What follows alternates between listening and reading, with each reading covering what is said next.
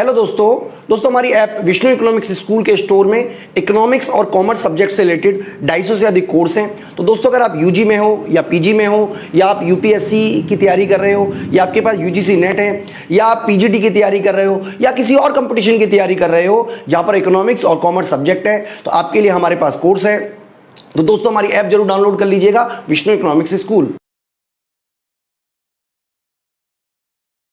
Hello दोस्तों इस video में हम एक नया टॉपिक शुरू करा रहे हैं जिसका नाम है साख सृजन या मुद्रा का सृजन। तो बच्चों ये बहुत ही इंपॉर्टेंट टॉपिक है आप बच्चों के लिए। तो ये जो टॉपिक है इसके हम दो पार्ट में डिवाइड कर रहे हैं। पार्ट 1 में हम आपको बताएंगे कि साख सृजन क्या होता है, साथ ही साथ एक बैंकिंग प्रणाली, यानी कि अगर हम ये मान लें कि अर्थव्यवस्था में केवल एक ही बैंक है तो अर्थव्यवस्था में साख का सृजन किस तरीके से होता है। और दूसरे पार्ट में हम बताएंगे आपको कि अगर बहु बैंकिंग प्रणाली है तो साख का सृजन कैसे होता है। साथ ही साथ साख सृजन की कौन कौन सी सीमाएं हैं उनके बारे में भी हम दूसरे पार्ट में डिस्कस करेंगे। तो बच्चों दूसरा पार्ट तो है वो हमारा प्राइवेट वीडियो रहेगा, वो आपको यूट्यूब पे अवेलेबल नहीं होगा, वो आपको हमारी ऐप है विष्णु इकोनॉमिक्स स्कूल उसमें अवेलेबल होगा। तो बच्चों मैं आपको बता देता हूं कि हम UG, PG, UGC NET, UPSC तमाम कोर्सेज डेवलप कर रहे हैं जो इकोनॉमिक्स के हैं। तो वहाँ पर तो हमारी ऐप में ये सारे के सारे कोर्सेज अवेलेबल है। साथ ही साथ आपको वहाँ पे जो पीडीएफ नोट्स भी हैं और टेस्ट सीरीज अवेलेबल है। तो आप इस सब का एंजॉय करने के लिए आप हमारी ऐप जरूर डाउनलोड कर लीजिएगा, विष्णु इकोनॉमिक्स स्कूल। तो चलिए स्टार्ट करते हैं जो टॉपिक है हमारा। जैसा कि हम जानते हैं कि बैंक जो है, देखिए पिछली बार हमने मुद्रा गुणक पढ़ा था जिसमें हमने आपको बताया था कि बैंक के पास में जो आप कह सकते हो जो मॉनेटरी बेस होता है उसके अर्थव्यवस्था में उससे कई गुना ज़्यादा मनी की सप्लाई होती है। उसी कंसेप्ट को समझाने का ये दूसरा तरीका है। तो इसके अंदर क्या करता है, बैंकों का एक बहुत ही महत्वपूर्ण कार्य माना जाता है, वो है साख सृजन करना या मुद्रा का सृजन करना। यानी कि मुद्रा का सृजन जो है एक तो केंद्रीय बैंक करती है, वो तो पहली बार जमा का सृजन करती है। लेकिन व्यापारिक बैंक क्या करती है, उस प्राथमिक जमा यानी कि केंद्रीय बैंक ने जो पैसा जारी किया है उसके बेस पर कई गुना ज्यादा पैसे की सप्लाई कर देते हैं, मनी क्रिएट कर देते हैं। तो उस पूरी की पूरी प्रक्रिया के बारे में हम इस वीडियो में समझेंगे। तो बैंक अपनी प्राथमिक जमा के आधार पर कई गुना अधिक रुपया मांग जमा उधार दे देती है। मतलब बैंक अपनी प्राथमिक जमा के आधार पर कई गुना अधिक मांग जमा का सृजन करती है, कई गुना अधिक जो है वो उधार दे देती है या उससे मांग जमा का सृजन होता है। तो बैंक की यह क्रिया जो है वो साख सृजन या मुद्रा सृजन कहलाती है। तो सिंपल शब्दों में अगर कोई कहे कि मुद्रा सृजन क्या है, तो मांग जमा यानी कि कुल मांग जमा बटे प्राथमिक जमा से मुद्रा सृजन पता चल जाता है। ठीक है, तो वो भी मनी मल्टीप्लाई का एक फॉर्मूला हो सकता है जो कि हम ये मान के चल रहे हैं। तो बच्चों यहाँ पे जो साख सृजन की प्रक्रिया है वो बहुत ही अच्छी तरीके से मैं आपको समझाऊंगा। उसके लिए कुछ ऐसे बेसिक कंसेप्ट है जो आपको समझ में आने चाहिए। एक तो है मांग जमा। मांग जमा मतलब वो जमा जिसे चेक द्वारा कभी भी निकाला जा सकता है। मांग जमा के ही दो पार्ट हैं, ये अलग नहीं है, इसको हम दो पार्ट में डिवाइड कर देते हैं, ए और बी। ठीक है, तो मांग जमा के दो पार्ट है। प्राथमिक जमा वो होती है जो पहली बार बैंक में आती है, यानी कि ये वो होती है जो पहले से बैंकिंग सिस्टम में नहीं होती बल्कि पहली बार बैंक में आती है। और प्राथमिक जमा से किसी भी प्रकार का साख सृजन नहीं होता, क्योंकि ये जो जमा होती है ये दायित्व और संपत्ति समान रूप से क्रिएट करती हैं, समान रूप से निर्माण करती हैं। वो हम टेबल बनाएंगे तो आपको समझा देंगे किस तरीके से, जिसकी वजह से इसको निष्क्रिय जमा भी कहते हैं। तो मान लीजिए बैंक के पास पहली बार 1000 रुपए आ गए, अब बैंक जो है वो 1000 रुपए के आधार पर लोन देना शुरू कर देती है, जिसको हम द्वितीय जमा कहते हैं या गौण जमा कहते हैं। ठीक है, तो गौण जमा या सक्रिय जमा भी कह देते हैं। और ये जो साख सृजन का जो आधार है वो कह सकते हो साख जमा या गौण जमा है। इसके अलावा बच्चों बैंक जो है वो कभी भी सारा का सारा पैसा लोन नहीं दे सकती है। तो बैंक को क्या करना पड़ेगा, अपनी जमा का एक हिस्सा अपने पास रखना पड़ेगा लिक्विड फॉर्म में। इसे हटा देते हैं, हाँ लिक्विड फॉर्म में रखना पड़ेगा। तो लिक्विड फॉर्म में रखने की वजह से इसको बोलते हैं नगद रक्षित अनुपात। मतलब ये जो पैसा है ये नॉर्मली केंद्रीय बैंक के पास जमा कर दिया जाता है, केंद्रीय बैंक के पास जमा कर दिया जाता है। होता है कमर्शियल बैंक का ही, लेकिन केंद्रीय बैंक के पास जमा कर दिया जाता है। नगद जमा अनुपात, कैश डिपॉजिट रेशो, ये वो अनुपात होता है जमा का जिसे लोग अपने पास कैश रख लेते हैं। तो सुविधा के लिए हम मान लेते हैं कि जो रिजर्व रेशो है वो हमारा 0.20 है, और सुविधा के लिए मान लेते हैं कि जो सीडी है, कैश डिपॉजिट रेशो, वो हमारा है 0। इसका मतलब किसी भी तरीके का कैश नहीं रखता। हम जब टेबल बनाएंगे तो हम ये मान के चलेंगे कि जो भी बैंक है वो सारा का सारा बैंकिंग सेक्टर में पैसा वापस आ जाएगा। इसके अलावा बच्चों रक्षित अनुपात होता है अतिरिक्त, यानी कि बैंकों के पास अपने आकस्मिक खर्चों को पूरा करने के लिए भी कुछ एक्स्ट्रा रिजर्व रखती है, जिसको कि हम ईडी बोलते हैं। लेकिन अभी फिलहाल हम ये मान लेते हैं कि ये भी जीरो है, ठीक है। तो ये 3 तरीके के फार्मूले बनते हैं बच्चों साख गुणक के। पहला फार्मूला ये है, ये तब होता है जब हमें सीडी, आरआर और ईडी तीनों को हम यूज करते हैं। लेकिन अगर हम सीडी को वैल्यू को जीरो मान ले, जैसे यहां माना है, तो इस वाले फार्मूले का यूज करेंगे, ठीक है। और अगर ईडी को भी जीरो मान ले, जैसा कि यहां माना है, तो इस वाले फार्मूले का यूज करेंगे। तो इसका मतलब ये हुआ बच्चों कि अगर प्राथमिक जमा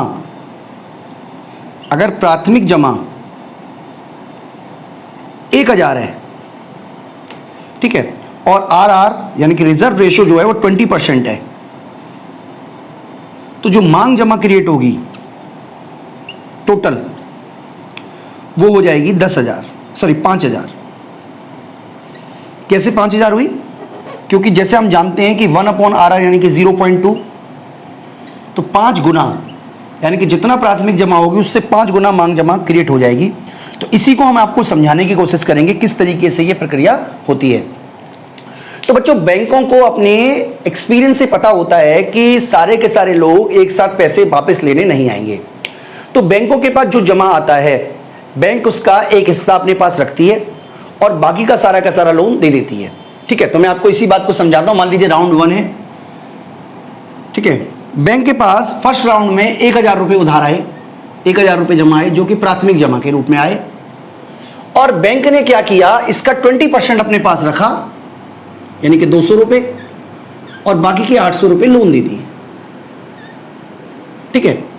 तो बैंक क्या करती है, कभी भी लोन कैश नहीं देती, बल्कि ये जो ऋणी है उसका खाता खोलेगी और खाता खोलकर उसकी जो ऋण की राशि है वो उस खाते में जमा कर देगी।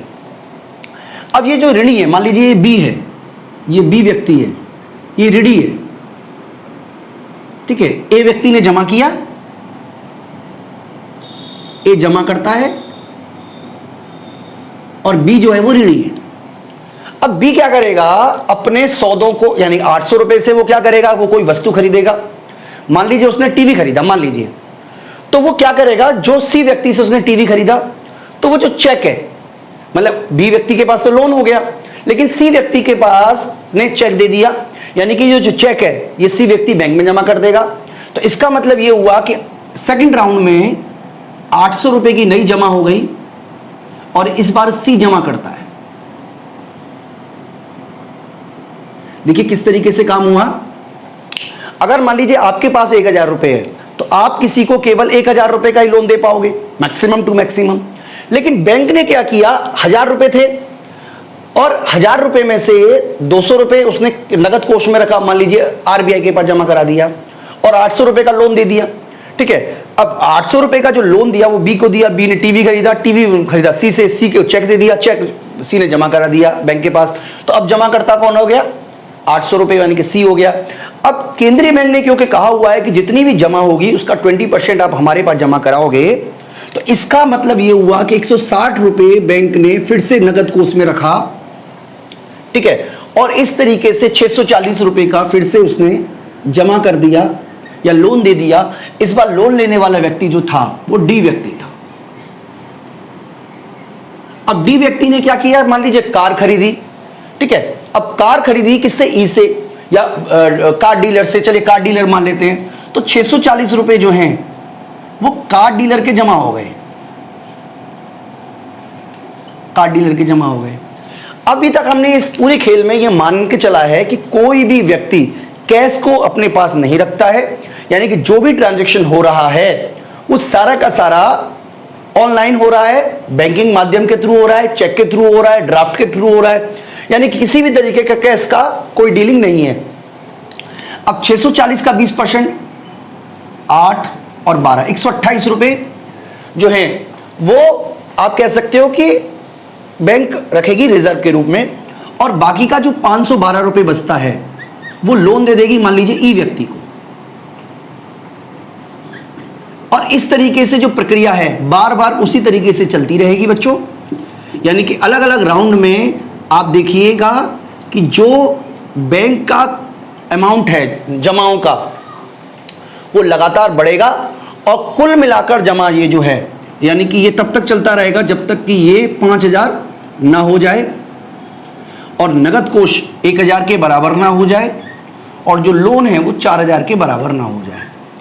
तो बच्चों हम ये भी कह सकते हैं कि बैंक के पास ये जो रिजर्व है, जिसको कि हम बोलते थे, आप कह सकते हो एक तरीके का, अगर हम करेंसी नहीं है तो ये हाई पावर मनी हो गई, क्योंकि हाई पावर मनी क्या होती है, C प्लस R। तो ये रिजर्व हो गया 1,000 रुपए का। और ये मनी सप्लाई है M, जिसको हम क्या बोलते थे, C प्लस D। तो इसका मतलब ये हुआ कि अगर हम इस फार्मूले की तरफ जाएं तो इसका मतलब ये हुआ कि इस केस में जो मनी मल्टीप्लायर होगा M/H, वो हमारा 5 निकल के आएगा। ठीक है बच्चों, तो ये रिजर्व हो गया, यानी कि बैंकिंग सेक्टर में जो 1,000 रुपए आए, ये प्रक्रिया तब तक चलती जाएगी जब तक कि 1,000 रुपए का रिजर्व दोबारा से जमा नहीं हो जाएगा। ठीक है, तो यहां पर बच्चों में ये समझना है कि एक बैंकिंग प्रणाली इस तरीके से काम करती है। अभी हम ये तुलन पत्र के माध्यम से भी समझ लेते हैं, बैंक की बैलेंस शीट के माध्यम से। देखिए, इसी को हम समझते हैं, ए ने मान लीजिए 1,000 रुपए जमा कराए, तो इसका मतलब क्या है, ये बैंक की बैलेंस शीट है, याद रखिएगा। तो मैं यहां पे लिख देता हूं ए जमा करता। तो बैंक के लिए तो ए ने जो जमा है वो दायित्व है, क्योंकि बैंक को तो मांगे जाने पर पैसा वापस करना पड़ेगा। हालांकि बैंकिंग सेक्टर में से पैसा कोई निकालने नहीं आ रहा है, अगर मान लीजिए कोई निकालने भी आता है तो कुछ लोग जमा कराने भी आएंगे, बात बराबर हो जाएगी। लेकिन बैंक के पास जो नगदी आ गई, कैश आ गया, वो बैंक की संपत्ति है, क्योंकि बैंक का उसके पे अधिकार है। ठीक है, तो ये हमारी फर्स्ट राउंड हमारा कंप्लीट हो गया। बैंक क्या करेगा, मतलब आप कह सकते हो कि जो बैंक है वो क्या करेगा, 800 रुपए जो है वो लोन दे देगा व्यक्ति बी को। तो यहां पे हम लिख देते हैं ऋण, ऋण किसके नाम पे, बी व्यक्ति के नाम पे, जो कि 800 रुपए का है। और बैंक क्या, और जो बैंक क्या करेगी, इसका बी का खाता खोलेगी, बी व्यक्ति का खाता खोलेगी और उस खाते में 800 रुपए लिख देगी। लेकिन आप याद रखिएगा, बैंक जो है उसने लोन 1 का नहीं दिया, पैसा 1 रुपया नहीं दिया, लेकिन लोन 800 रुपए दे दिया है। अब बी व्यक्ति क्या करेगा, जैसा कि हमने आपको बताया, सी व्यक्ति को 800 रुपए से, मान लीजिए हमने टीवी खरीदने की बात की, तो सी टीवी व्यक्ति खरीदेगा। तो यहां पे जो है जैसे ही इसको चेक देगा तो बैंक जो है वो बी व्यक्ति का नाम काट के सी व्यक्ति का नाम लिख देगी, सी जमा करता। यानी कि अब जो पैसा है वो सी के जमाकर्ता के नाम से लिखा जाएगा, ना कि बी के नाम से। जैसे ही बी ने चेक दे दिया सी को और टीवी खरीद लिया खुद ने, तो यहां से बी का नाम काट के सीधा सीधा सी का नाम लिख दिया जाएगा। इसी तरीके से बैंक जो है वो डी व्यक्ति को ऋण दे रही है।